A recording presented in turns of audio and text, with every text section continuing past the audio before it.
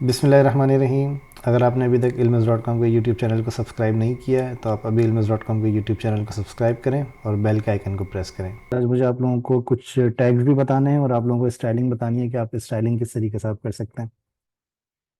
Okay.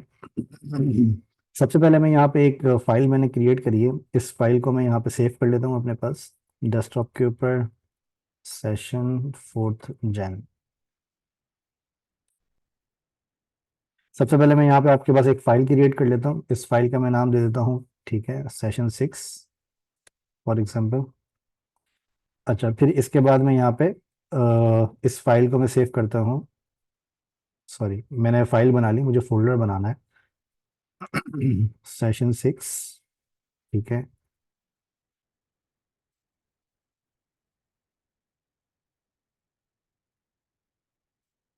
ठीक है, ये मैंने एक फोल्डर बनाया है। इस फोल्डर के अंदर मैं यहाँ पे फाइल सेव कर लेता हूँ index.html की। अच्छा, जैसे मैंने यहाँ पे एक फाइल सेव करी, तो फाइल सेव करने के बाद यहाँ पे मेरे पास बिल्कुल एम्प्टी एक फाइल है, ठीक है। इसके ऊपर मैं यहाँ पे डॉक टाइप अपने डिफाइन कर देता हूँ, HTML हेड बॉडी। मैं इसको थोड़ा सा जूम कर लेता हूँ ताकि आप लोगों को क्लियरली नजर आ जाए। ठीक है, तो यहाँ पर मैंने सिंपली मैंने एक डॉक टाइप डिफाइन करी, HTML हेड और बॉडी। जो हमारा HTML का नॉर्मल स्ट्रक्चर होता है वो मैंने यहाँ पे डिफाइन कर दिया। अच्छा, अब इसके अंदर लास्ट टाइम जैसे मैंने आप लोगों को याद हो तो मैंने आप लोगों को बताया था कि इसके ऊपर अगर आपको स्टाइलिंग लिखनी हो तो आप यहाँ पे 3 तरीके आपके पास स्टाइलिंग के होते हैं। एक तरीका मैंने आपको बताया था कि आप यहाँ पे इस तरीके से इनलाइन स्टाइल आप लिख सकते हैं किसी भी टैग के ऊपर, ठीक है। मैं यहाँ पे एक टैग बनाता हूँ H1 के नाम से, और इसके अंदर मैं दे देता हूँ heading 1 फॉर एग्जाम्पल। या फिर यहाँ पे मैं लिख देता हूँ वेलकम टू films.com।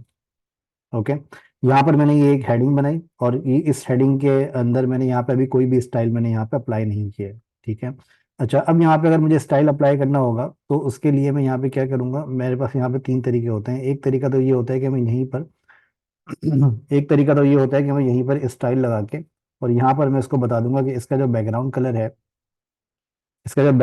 है वो मैं यहाँ पे इसको बता दूंगा, फॉर एग्जांपल ऑरेंज बता देता हूँ मैं इसको, ठीक है।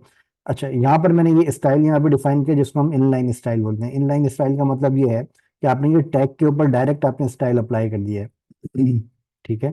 इसको हम कहते हैं इनलाइन स्टाइल। अब आप यहाँ पर देखेंगे तो आपकी हेडिंग का पूरा एक बैकग्राउंड आ गया है जो कि ऑरेंज कलर का बैकग्राउंड आपके पास आ रहा है। अच्छा, एक तो तरीका ये होता है। अब दूसरा तरीका इसका क्या होता है, दूसरा तरीका इसका होता है सिलेक्टर की मदद से, ठीक है। सिलेक्टर्स क्या होते हैं, सिलेक्टर्स आपके होते हैं कि इसके अंदर पूरी HTML के अंदर आपको जो भी आपको टैग्स नजर आते हैं, सिलेक्टर्स आपके पास काफी सारी टाइप्स होती हैं सिलेक्टर्स की। लेकिन मैं आपको बहुत ही कॉमन जो टाइप्स हैं वो मैं आपको बता देता हूँ जिसको आपको समझने में ज़्यादा मुश्किल नहीं होगी। बाद में जो इसके कॉम्प्लेक्स टाइप्स हैं वो भी मैं आपको बता दूंगा, ठीक है। अभी फिलहाल आप ये ध्यान में रखें कि जो सिलेक्टर्स होते हैं, सिलेक्टर्स आप मल्टीपल टाइप्स के आपके सिलेक्टर्स होते हैं। एक सिलेक्टर आपका होता है जिसको आप टैग के जरिए आप सिलेक्ट कर सकते हैं। ठीक है, अभी हमने क्या किया, अभी हमने डायरेक्टली इनलाइन हमने स्टाइल दे दिया यहाँ पे। अच्छा, इनलाइन स्टाइल एक तो तरीका ये है कि आप इनलाइन स्टाइल दे दें। दूसरा तरीका ये है कि आप स्पेसिफिक सिलेक्टर्स के ऊपर आप स्टाइल दे दें। सिलेक्टर के ऊपर स्टाइल देने का फायदा क्या होता है, सिलेक्टर्स के ऊपर स्टाइल देने के लिए आपको क्या करना होता है, आपको ये करना होता है कि आप यहाँ पे हेड के अंदर आप अपनी यहाँ पे CSS आप लिख सकते हैं। CSS लिखने के लिए आप यहाँ पे लिखें स्टाइल, और स्टाइल के बाद आपको यहाँ पे अपना सिलेक्टर लिखना होता है। जैसे मैंने आपसे कहा कि सिलेक्टर आपके पास काफी सारी टाइप्स होती हैं। एक टाइप सिलेक्टर की ये होती है कि आप अपने टैग के नाम को सिलेक्ट करके आप उसके ऊपर आप स्टाइल अप्लाई कर सकते हैं। फॉर एग्जाम्पल मैंने यहाँ पे एक स्टाइल का यहाँ पर मैंने एक टैग ओपन किया, और इस टैग को ओपन करने के बाद मैं यहाँ पे लिखता हूँ H1, ठीक है। H1 के लिए स्टाइल अप्लाई करने के लिए सबसे पहले आपको सिलेक्टर का नाम लिखना होता है, ठीक है। नाम लिखने के लिए आपको कर्ली ब्रैकेट ओपन करना होगा और कर्ली ब्रैकेट क्लोज करना होगा, ठीक है। ये दैट मीन्स कि ये आपने एक सिलेक्टर यहाँ पे डिफाइन कर दिया। ये सिलेक्टर डिफाइन करने का स्टैंडर्ड तरीका है, इसके अलावा और कोई तरीका नहीं होता सिलेक्टर डिफाइन करने का, ठीक है। चाहे आप इसको एक्सटर्नल फाइल के अंदर करें या फिर आप यहाँ पर करें। ये हमने इनलाइन स्टाइल, हमने इसको हम इनलाइन स्टाइल कहते हैं। इसको हम विद इन पेज जो हमने स्टाइल डिफाइन किया है हम उसको कहते हैं, जिसके अंदर आप सिलेक्टर्स आप अप्लाई कर सकते हैं। अच्छा, अब फॉर एग्जाम्पल यही बैकग्राउंड कलर उठा के मैं यहाँ से उठा के आपको यहाँ पे लेके चले जाता हूँ, ठीक है। अब यहाँ पर मैंने ये बैकग्राउंड कलर उठाया और यहाँ पर मैंने बैकग्राउंड कलर डिफाइन कर दिया कि ये स्टाइल है। इस स्टाइल के अंदर मैंने सारे अपने स्टाइल डिफाइन कर दिए कि ये H1 के ऊपर ये बैकग्राउंड कलर डिफाइन कर दे ऑरेंज। ऑरेंज के बजाय मैं यहाँ पे कर देता हूँ रेड, आपको समझाने के लिए कि ये सेम ही स्टाइल है जो वहाँ पे अप्लाई हुआ है या नहीं हुआ। ठीक है, ये मैंने स्टाइल डिफाइन किया, H1 डिफाइन किया। अब मैं जाता हूँ अपने पेज के ऊपर और यहाँ पे मैं इसको रिफ्रेश करता हूँ, तो अब आपको इसका कलर जो नजर आ रहा है वो आपको रेड कलर नजर आ रहा है। अब ये जो स्टाइल यहाँ से आपका उठा रहा है, ये स्टाइल आपका उठा रहा है आपके स्टाइल्स के अंदर से, मतलब अब ये आपने इनलाइन स्टाइल आपने हटा दिया। अब आपने स्टाइल सिलेक्टर के ऊपर डिफाइन कर दिया। अब जब सिलेक्टर के ऊपर आपने स्टाइल डिफाइन किया तो इसका मतलब ये है कि आपके जितने भी H1 है इस पेज के ऊपर, उन सब के ऊपर ये स्टाइल आपका अप्लाई हो जाएगा। अब फॉर एग्जाम्पल मैं यहाँ पे एक और H1 डालता हूँ, ठीक है, और यहाँ पे मैं डालता हूँ this is my second heading. Okay, तो ये मैंने सेकंड हेडिंग मैंने यहाँ पे डाली और इसके अंदर भी मैंने H1 डिफाइन किया है। तो अब आप यहाँ पर देखेंगे कि जब मैं इसको रिफ्रेश करता हूँ तो यहाँ पर भी मेरे पास रेड कलर की हेडिंग आ रही है, रेड कलर का बैकग्राउंड आ रहा है हेडिंग के साथ।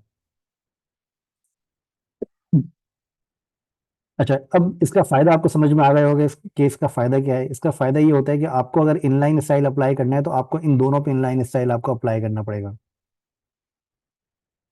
ठीक है, इस तरीके से आपको दोनों पे इनलाइन स्टाइल आपको अप्लाई करना पड़ेगा। अगर फॉर एग्जाम्पल आपको एक जगह चेंज करना है तो फिर आपको सब जगह पे आपको चेंजेस करनी पड़ेंगी।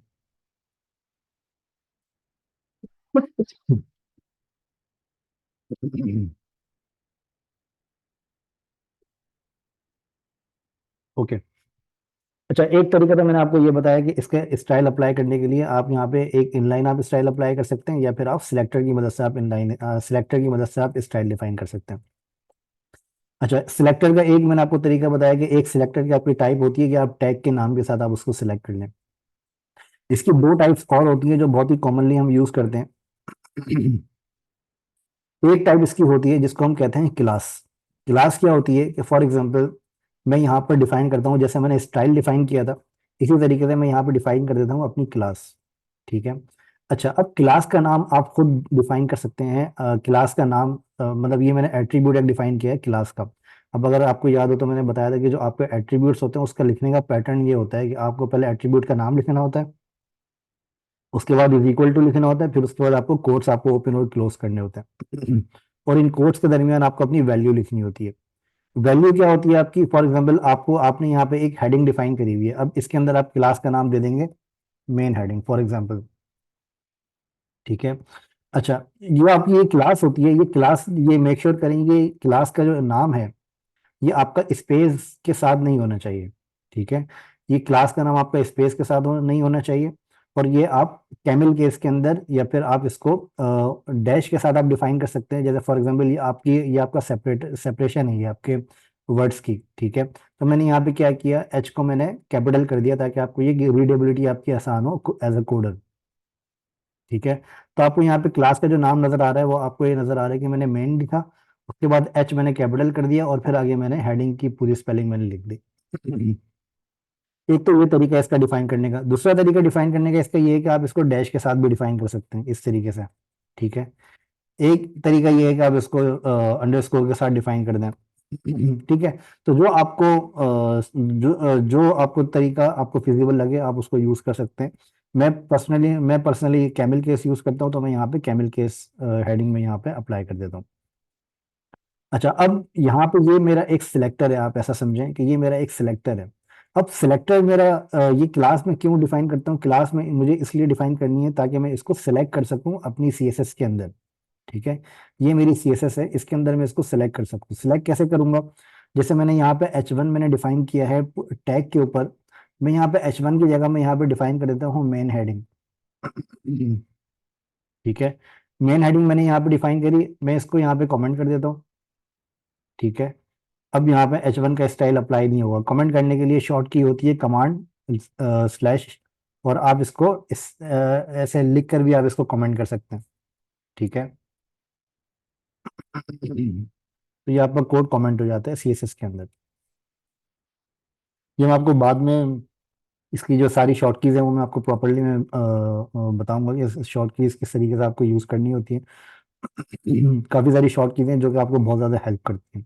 अच्छा, ये जो अब मैंने यहाँ पे मेन हेडिंग मैंने यहाँ पे डिफाइन की है, अब आप यहाँ पे देखेंगे कि जो मैंने क्लास का नाम जो मैंने डिफाइन किया है ये क्लास का नाम मैंने डॉट के साथ डिफाइन किया है, ठीक है। और H1 को जो मैंने डिफाइन किया था वो मैंने इस तरीके से डिफाइन किया था, विदाउट डॉट, ठीक है। ये डायरेक्ट मैंने टैग का नाम यहाँ पे मैंने लिख दिया था। लेकिन जब आपको क्लास को, जब आपको इसको एज ए क्लास के नाम के साथ जब आपको सिलेक्ट करना है, तो आपको यहाँ पे डॉट लगाना पड़ता है। ठीक है। तो अगर आप ये डॉट नहीं लगाएंगे तो दैट मीन्स कि ये मेन हेडिंग को भी एज अ टैग कंसिडर करेगा, जबकि मेन हेडिंग का कोई टैग हमारे पास नहीं होता। ये आपकी क्लास का नाम है और आपको ये क्लास के ऊपर ये स्टाइल अप्लाई करना है, तो दैट मीन्स कि आपको यहाँ पे डॉट लगाना पड़ेगा, ताकि इसको ये पता चले कि ये जो क्लास, ये जो नाम आपने यहाँ पे लिखा है ये आपकी क्लास का नाम है, डॉट की वजह से इसको पता चलेगा, ठीक है। अच्छा, अब मैं यहाँ पे डिफाइन कर देता हूँ, for example border solid 4 pixel red, ठीक है। ये जो वैल्यूज आपको मैं बता रहा हूँ, ये वैल्यूज आप अभी फिलहाल इसको ऐसे ही प्रैक्टिस के लिए आप यूज करिएगा। मैं आपको ये अभी थोड़ी देर में बताता हूँ कि ये इन वैल्यूज से आपको क्या किस तरह से आपको इनका पैटर्न आपको याद करना पड़ेगा, ठीक है। H1 को मैंने यहाँ पे कमेंट कर दिया। अब मेरी जो हेडिंग है वो मेरी सिर्फ मेन हेडिंग है, ठीक है। अब अगर मैं इसको फॉर एग्जांपल इसको भी मैं कमेंट कर देता हूँ और मैं यहाँ पे रिफ्रेश करता हूँ, तो आपको यहाँ पे कोई भी स्टाइल आपको नहीं नजर आ रहा है, ठीक है। ये मैंने थोड़ा जूम किया है आपको दिखाने के लिए। आपको यहाँ पे कोई भी स्टाइल आपको नहीं नजर आ रहा है। अब जैसे ही मैं यहाँ पे अपनी मेन हेडिंग को ओपन करूंगा, अच्छा स्टाइल यहाँ पे नहीं नजर आ रहा आपको, लेकिन अगर आप यहाँ पर देखेंगे तो आपको यहाँ पे क्लास का नाम आपको यहाँ नजर आ रहा है, मेन हेडिंग, ठीक है। लेकिन मेन हेडिंग को मैंने कमेंट किया हुआ था यहाँ पे इस तरीके से, तो इस वजह से वो मेन हेडिंग अप्लाई नहीं हुई। अगर ये मेन हेडिंग को मैं अनकमेंट कर देता हूँ और मैं यहाँ पे इसको रिफ्रेश करता हूँ, तो आप यहाँ पर देखेंगे कि मेरे H1 के ऊपर बॉर्डर यहाँ पे अप्लाई हो गया, और बॉर्डर यहाँ पे आप देखेंगे तो आपको यहाँ पर भी बॉर्डर नजर आ रहा है। अगर आप यहाँ पर नोटिस करें, तो ये लेफ्ट पैनल आपका HTML दिखा रहा है और राइट पैनल आपका स्टाइल दिखा रहा है, ठीक है। अब अगर आप यहाँ पे इसको सिलेक्ट करेंगे तो आपको यहाँ पे नजर आएगा मेन हेडिंग और बॉर्डर, ठीक है। ये दो चीजें आपको यहाँ पे नजर आ रही हैं। मतलब ये आपकी क्लास का नाम आपको नजर आ रहा है, और ये आपको नजर आ रही है इस क्लास के ऊपर जो आपने स्टाइल्स आपने अप्लाई किए हैं। स्टाइल आपने क्या अप्लाई किया, आपने इसको बताया बॉर्डर, मतलब आपको बॉर्डर देना है। और बॉर्डर के अलावा आपने बताया कि बॉर्डर का कि आपके पास टाइप क्या हो सकती है, इसके अंदर और भी टाइप्स होती हैं बॉर्डर के अंदर। तो फॉर एग्जांपल आप डॉटेड बॉर्डर लगाना चाहते हैं तो आप डॉटेड बॉर्डर भी लगा सकते हैं, अगर आप डैश लगाना चाह रहे हैं तो आप डैश भी लगा सकते हैं। तो ये आपकी अलग अलग बॉर्डर की टाइप्स होती हैं, ठीक है। ओके। अच्छा, अब इसके अंदर यहाँ पर अब अगर आप यहाँ पर नोटिस करें तो ये क्लास आपकी यहाँ पर अप्लाई फर्स्ट हेडिंग पे अप्लाई हो रही है, सेकंड हेडिंग पे अप्लाई नहीं हो रही। सेकंड हेडिंग पे क्यों अप्लाई नहीं हो रही, क्योंकि इसके ऊपर हमने क्लास यहाँ पे डिफाइन नहीं करी, ठीक है। इसके ऊपर हमने क्लास डिफाइन नहीं करी, इसलिए ये सेकंड हेडिंग पे अप्लाई नहीं हो रही। अगर आप इसके ऊपर सेम क्लास आप डिफाइन कर देंगे तो वो सेम क्लास आपकी यहाँ पर भी अप्लाई हो जाएगी। अच्छा, ये जरूरी नहीं है कि आप H1 के ऊपर आप अप्लाई करें। अगर फॉर एग्जांपल आप यहाँ पर H2 लगाते हैं या H3 लगाते हैं और इसके ऊपर आप सेम क्लास आप अप्लाई कर देते हैं, फॉर एग्जांपल मेन हेडिंग, अब आप यहाँ पर देखेंगे कि आपकी H3 के ऊपर भी सेम क्लास आपकी अप्लाई हो गई है, क्योंकि अब जो आपका सिलेक्टर है वो सिलेक्टर आपका आपकी क्लास है, अब वो टैग आपका सिलेक्टर नहीं है, ठीक है। अगर फॉर एग्जांपल मैं यहाँ पर इसको हटा के अगर मैं यहाँ पे H1 को मैं ओपन कर देता हूँ, ठीक है, और मैं इसका बैकग्राउंड कलर रेड करता हूँ, तो अब आप देखेंगे कि वो अब मैंने टैग के ऊपर मैंने इसको अप्लाई किया है। अब टैग के ऊपर अप्लाई किया तो दैट मीन्स कि अब वो सिर्फ H1 के ऊपर अप्लाई होगी, H3 के ऊपर अप्लाई नहीं होगी वो। ठीक है। और क्लास भी अप्लाई नहीं होगी, क्योंकि क्लास को मैंने यहाँ पे कमेंट कर दिया। कमेंट करने का मतलब ये है कि ये कोड अब आपका यूज में नहीं आएगा, ठीक है। आप लोगों के अगर कोई क्वेश्चन हो तो प्लीज लिखते रहिएगा, मैं आपको आखिर में इसका प्रॉपर्ली आंसर करता हूँ। ओके। अच्छा, एक तरीका तो मैंने आपको ये बताया स्टाइल शीट, स्टाइल्स लगाने का। एक मैंने आपको इनलाइन तरीका बता दिया, और एक मैंने आपको इन पेज जो आप स्टाइल अप्लाई करते हैं वो मैंने आपको बता दिया सिलेक्टर की मदद से। अच्छा, सिलेक्टर आपके बहुत ज़्यादा इंपॉर्टेंट होते हैं। मैं इसकी थोड़ी सी बेस्ट प्रैक्टिस भी मैं आपको बता देता हूँ। बेस्ट प्रैक्टिस इसकी ये होती है कि आप कभी भी आपकी जो स्टाइलिंग होती है वो आपकी इनलाइन या इन पेज स्टाइलिंग नहीं होती। मोस्टली जो आपकी स्टाइलिंग होती है वो आपकी एक्सटर्नल फाइल के अंदर होती है। वो आपकी थर्ड टाइप है स्टाइल का, स्टाइलिंग अप्लाई करने के लिए CSS जो आप लिखते हैं, ये जो हमने CSS यहाँ पर लिखी है स्टाइल के अंदर, ये आपकी इन पेज या फिर इनलाइन आप नहीं अप्लाई करते, ये बेस्ट प्रैक्टिस नहीं होती, ठीक है। लेकिन समटाइम्स आपको अप्लाई करनी पड़ जाती है, तो फिर उसके लिए आपको ये पता होना चाहिए कि आप इनलाइन इस तरीके से आप अप्लाई कर सकते हैं। ओके। अच्छा, अब यहाँ पर मैं आपको एक चीज और बताता हूँ कि फॉर एग्जाम्पल आपने यहाँ पर, फॉर एग्जाम्पल आपके पास यहाँ पर हेडिंग है H1, इसी तरह से आपके पास यहाँ पर और भी हेडिंग्स हैं, ठीक है। आपके पास यहाँ पर H2 की हेडिंग है।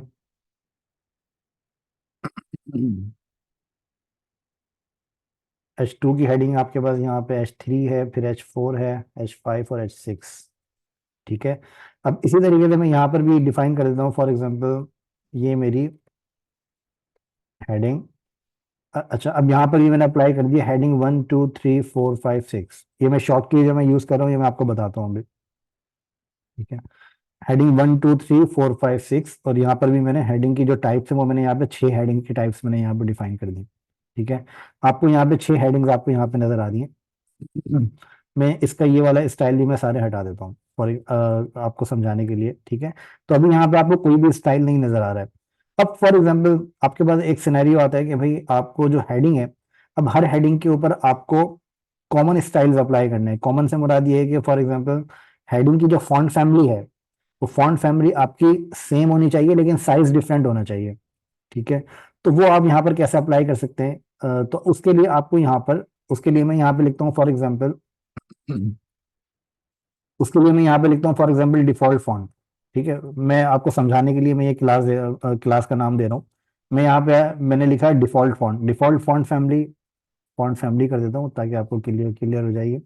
और यहाँ पे मैंने डिफाइन करता हूँ फॉन्ट फैमिली, और फॉन्ट फैमिली के अंदर मैंने यहाँ पे एक फॉन्ट का नाम मैंने यहाँ पे डिफाइन कर दिया। मैं थोड़ा सा सही नाम चूज कर लेता हूँ। ये कर लेते हैं। ठीक है। अच्छा अब आपको यहाँ पे नजर आएगा कि मैंने डिफॉल्ट फॉन्ट फैमिली मैंने यहाँ पे चूज कर लिया, और मैं इन सारी हेडिंग्स के ऊपर मैं ये क्लास का नाम मैं यहाँ पे अप्लाई करता हूँ डिफॉल्ट फॉन्ट फैमिली। ठीक है। तो अब आपको नजर आएगा कि सारे फॉन्ट फैमिली जो है वो मेरे पास चेंज हो गई है यहाँ पे। ठीक है। लेकिन अब यहाँ पर एक सिनेरियो ये है कि आपके पास फॉर एग्जांपल हेडिंग 1 2 और 3, या फिर हेडिंग 1 और 2 का आपके पास कलर डिफरेंट होना चाहिए। ठीक है। अच्छा अब कलर डिफरेंट करने के लिए आप यहाँ पे आप अप्लाई कर सकते हैं। फॉर एग्जांपल मैंने यहाँ पे अप्लाई किया ब्लू में यहाँ पे लिख देता हूँ, और इसको मैं रिफ्रेश करता हूँ, तो अब आपको यहाँ पे नजर आएगा कि वो सारी हेडिंग के कलर्स आपके ब्लू हो गए। क्यों ब्लू हो गए वो सारी हेडिंग हेडिंग के कलर? क्योंकि आपने ये स्टाइल अप्लाई किया है क्लास के ऊपर। ठीक है। क्लास के ऊपर आपने स्टाइल अप्लाई किया, और ये क्लास आपने सारे हेडिंग्स के ऊपर आपने अप्लाई करी हुई है। ठीक है। सेमी कॉलन की मदद से आप अलग अलग आप स्टाइल्स आप अप्लाई कर सकते हैं। ठीक है। अच्छा लेकिन मैंने आपसे क्या कहा था? मैंने आपसे ये कहा था कि मुझे सिर्फ 2 हेडिंग पे क्लास अप्लाई, ये स्टाइल अप्लाई करना है कलर ब्लू का। फॉर एग्जांपल H1 और H2 जो हमारी मेन 2 हेडिंग्स हैं, सिर्फ उनके ऊपर मुझे ये ब्लू कलर अप्लाई करना है। बाकी 3 4 5 और 6 के ऊपर डिफरेंट कलर मुझे अप्लाई करना है। तो वो मैं कैसे कर सकता हूँ? उसके लिए एक तो तरीका ये है कि आप यहाँ पे एक तो तरीका ये है कि आप यहाँ पे आप यहाँ पे इन दोनों की आप क्लास अलग बना लें और इन सब की आप क्लास अलग बना लें। ठीक है। फॉर एग्जांपल एक तरीका तो इसका ये है कि आप यहाँ पे एक स्टाइल बना लें ब्लू। ठीक है। और इसी तरह से एक आप यहाँ पे स्टाइल बना लें फॉर एग्जांपल ऑरेंज। ठीक है। आपने ये 2 स्टाइल आपने बना लिए, और यहाँ पे आपने बता दिया ऑरेंज, और यहाँ पे आपने ऑरेंज कलर आपने इन चारों पे आपने अप्लाई कर दिया। इस तरीके से भी आपका ये काम हो जाएगा। ठीक है। इसके ऊपर मैं बता देता हूँ ब्लू। ठीक है। इस तरीके से आपका ये काम तो हो जाएगा, लेकिन एक दूसरा तरीका भी इसका है। दूसरा तरीका, अच्छा अब इसके अंदर अगर आप देखें तो आपकी ये फॉन्ट फैमिली यहाँ पे आपकी रिपीट हो रही है। ठीक है। सेम फॉन्ट फैमिली आपने यहाँ पर भी आपने अप्लाई करी है, और सेम ही चीज आपने यहाँ पर भी अप्लाई करी है। तो इससे क्या होता है? ये आपके कोड की डुप्लीकेशन होती है। डुप्लीकेशन का मतलब ये है कि एक चीज आपने लिख दी है तो वो दोबारा आपको नहीं लिखनी चाहिए, वो आपकी रीयूजेबल होनी चाहिए। रीयूजेबल मतलब आपका रीयूजेबिलिटी एक टर्म होती है जो कि यूज की जाती है। रीयूजेबिलिटी की टर्म हम क्यों यूज करते हैं? कि आपका एक कोड आपने जो लिखा है वो हम मल्टीपल जगहों पे उसको रीयूज कर सकें, ताकि आपके कोड की कॉम्प्लेक्सिटी जो है वो आपकी नहीं बढ़े। ठीक है। उसके लिए आपके पास यहाँ पर एक तरीका होता है जिसको मैं आपको बताता हूँ। अभी मैं इसको रिवर्ट कर रहा हूँ सारी अपने जो मैंने आपको अलग क्लास वाली एक लॉजिक मैंने आपको बताई है उसको मैंने रिवर्ट कर दिया। अभी हमारे पास मैं इसको नए टैब पे ओपन कर लेता हूँ। अच्छा अब ये हमारे पास सारी हेडिंग्स के ऊपर ब्लू कलर आ रहे हैं। एक तरीका तो इसका ये है कि आप यहाँ पर डिफॉल्ट फॉन्ट फैमिली मैंने यहाँ पे एक क्लास बनाई। ठीक है। एक तरीका तो इसका ये है कि मैं यहाँ पर इस फॉन्ट फैमिली को सिर्फ फॉन्ट फैमिली के लिए ही रहने दूं, और यहाँ पर मैं क्लास लगा दूं ब्लू फॉर एग्जांपल, और यहाँ पर मैंने क्लास लगा दी ऑरेंज। इसके ऊपर मैंने कलर लगा दिया ब्लू फॉर एग्जांपल, और इसके ऊपर मैंने कलर डिफाइन कर दिया ऑरेंज। ठीक है। अच्छा, अब अगर आप देखें तो यहाँ पे आपकी जो क्लास है, फॉन्ट फैमिली की आपकी एक क्लास है, ब्लू की आपकी एक क्लास हो गई है, और आपकी ऑरेंज की आपकी एक सेपरेट क्लास हो गई। अच्छा, लेकिन अब यहाँ पर आप कैसे डिफाइन करेंगे क्लासेस को? यहाँ पर डिफाइन करने के लिए आपको क्या करना होता है, आपको यहाँ पे स्पेस लगाएंगे, और स्पेस लगा के आप अपनी सेकंड क्लास आप यहाँ पे डिफाइन कर सकते हैं। सेकंड क्लास से मतलब ये है कि आप यहाँ पे ब्लू डिफाइन कर दें, आप यहाँ पे भी ब्लू डिफाइन कर दें, और बाकी जो क्लासेस है वो आप यहाँ पे ऑरेंज डिफाइन कर दें। ठीक है। एक तरीका तो ये एक तरीका वो था जो मैंने पहले आपको बताया, ये मैं आपको दूसरा तरीका बता रहा हूँ कि आप अपने कोड को किस तरीके से आप रीयूज कर सकते हैं। अब अगर आप यहाँ पर देखें तो आपकी फॉन्ट फैमिली आपकी वही वाली यूज हो रही है। कलर आपने यहाँ पे सेपरेट डिफाइन कर दिया, और ये ऑरेंज कलर आपने यहाँ पे सेपरेट डिफाइन कर दिया। अब आप जिस किसी भी चीज के ऊपर अगर आप ब्लू कलर देना चाह रहे हैं तो आप यहाँ पे ब्लू कलर, ब्लू की आप क्लास देंगे, उसके ऊपर ऑटोमेटिकली आपका ब्लू कलर डिफाइन हो जाएगा। ठीक है। अब अगर आप देखें तो आपके आपका वही कोड, आपका वही स्टाइल है, लेकिन आपकी स्ट्रेटेजी डिफरेंट है। स्ट्रेटेजी कैसे डिफरेंट है? अब फॉर एग्जांपल मैं यहाँ पे कोई पैराग्राफ में यहाँ पे लिखता हूँ, अब पैराग्राफ के अंदर मैं लिखता हूँ this is my name, this is Owais Talat for example. ठीक है। एंड और मैं यहाँ पे लिख देता हूँ आई एम फाउंडर। ओके। अच्छा, अब फॉर एग्जांपल मैंने यहाँ पे एक टेक्स्ट लिखा this is Owais Talat and I am a founder of films.com। Okay. अच्छा, अगर मुझे यहाँ पे फॉर एग्जांपल इस पैराग्राफ का कलर मुझे चेंज करना है तो मुझे क्या करना पड़ेगा? मुझे जस्ट यहाँ पे क्लास को के ऊपर मुझे ब्लू कलर डिफाइन कर देना है। तो ये मेरे ये जो मेरा टेक्स्ट है इसका कलर ऑटोमेटिकली चेंज हो जाएगा। इसको मैं ऊपर मूव कर देता हूँ ताकि आप लोगों को ऊपर पहले नजर आ जाए। ठीक है। अगर आप यहाँ पर देखें तो मैंने यही सेम चीज मैंने यहाँ पे लिखी, और यहाँ पे लिखने के बाद मैंने वही ब्लू कलर मैंने जो यहाँ पे डिफाइन किया वही मैंने यहाँ पे डिफाइन कर दिया। तो इससे क्या हुआ कि आप अपने सेम कोड को आप रीयूज कर रहे हैं, आपको हर टैग के लिए अलग से क्लासेस आपको नहीं लिखनी पड़ रही। ठीक है। अगर मुझे यहाँ पे ऑरेंज, अगर मुझे फॉर एग्जांपल इसके अंदर मुझे अगर ऑरेंज कलर चाहिए तो मैं यहाँ पे सिंपल अपना ऑरेंज कलर डिफाइन करूंगा, तो ये मेरी हेडिंग मेरी ऑरेंज कलर के अंदर आ जाएगी। तो इस तरीके से आप अपने कोड को रीयूज कर सकते हैं। ओके। अच्छा, एक ये मैंने आपको थोड़ी सी कोड की थोड़ी बेस्ट प्रैक्टिसेस के बारे में मैंने आपको बताया। अब मैं आपको इसका बताता हूँ कि अब फॉर एग्जांपल आपको यही सेम चीज आपको इन पेज के बजाय आपको एक्सटर्नल फाइल के अंदर अगर आपको करनी है तो वो आप कैसे करेंगे और उसकी क्यों जरूरत पड़ती है आपको? अच्छा, एक्सटर्नल फाइल के अंदर यही सेम चीज आपको करने के लिए तो मैं इसका रीजन बता देता हूँ कि आपको क्यों करना चाहिए, क्यों करते हैं इसको, क्यों प्रेफर एक्सटर्नल फाइल करते हैं। फॉर एग्जाम्पल आपके पास एक वेबसाइट है, और उस वेबसाइट के अंदर आपके पास काफी सारे पेजेस हैं। ठीक है। अब काफी सारे पेजेस का मतलब ये है कि अब हर वेबसाइट के अंदर आपको कंसिस्टेंसी आपको मेंटेन करनी पड़ती है। कंसिस्टेंसी मेंटेन करने का मतलब ये है कि आपके पास अबाउट अस का पेज है, होम का पेज है, सर्विसेज का है, प्रोडक्ट्स का है, और भी काफी सारे पेजेस हैं आपके पास। अब हर पेज के ऊपर आपके लोगों का स्टाइल आपको सेम नजर आ रहा है, हर पेज के ऊपर आपको हेडर का स्टाइल आपको सेम नजर आ रहा है, फुटर का स्टाइल सेम नजर आ रहा है। तो अब उसके लिए आपको क्या करना पड़ेगा? आप अगर आप इन इन पेज अगर आप करते हैं सीएसएस को, तो आपको हर पेज के ऊपर आपका वो स्टाइल आपको कॉपी करना पड़ेगा। ठीक है। तो उसके लिए क्या, उसका लॉस क्या, लूज क्या, उसका लॉस क्या होता है? उसका लॉस ये होता है कि भाई आपको फॉर एग्जांपल बाद में आपको कोई एक चीज आपको चेंज करनी है हेडर के अंदर, फॉर एग्जांपल आपको आपके हेडर के अंदर जो मेन्यू है उस मेन्यू के अंदर का आपको कलर चेंज करना है। तो आपकी वेबसाइट पे अगर 50 पेजेस है तो हर पेज के ऊपर जाके आपको उसका कलर चेंज करना पड़ेगा। तो उससे बेहतर क्या होता है कि वो आप एक फाइल एक्सटर्नल आप उसकी बना लेते हैं, और उस फाइल को आप लिंक कर देते हैं अपने सारे पेजेस के साथ। तो आपको क्या होता है कि आप उस फाइल को जिस पेज के अंदर भी आप लिंक करेंगे और उसकी क्लासेस को आप यूज करेंगे, वो आप एक जगह चेंज करेंगे अपनी सीएसएस फाइल के अंदर, वो आपकी सारी सारी फाइल ऑटोमेटिकली अफेक्ट हो जाएंगी। बिस्मिल्लाहिर्रहमानिर्रहीम। अगर आपने अभी तक ilmiz डॉट कॉम के यूट्यूब चैनल को सब्सक्राइब नहीं किया है तो आप अभी ilmiz डॉट कॉम के यूट्यूब चैनल को सब्सक्राइब करें और बेल के आइकन को प्रेस करें।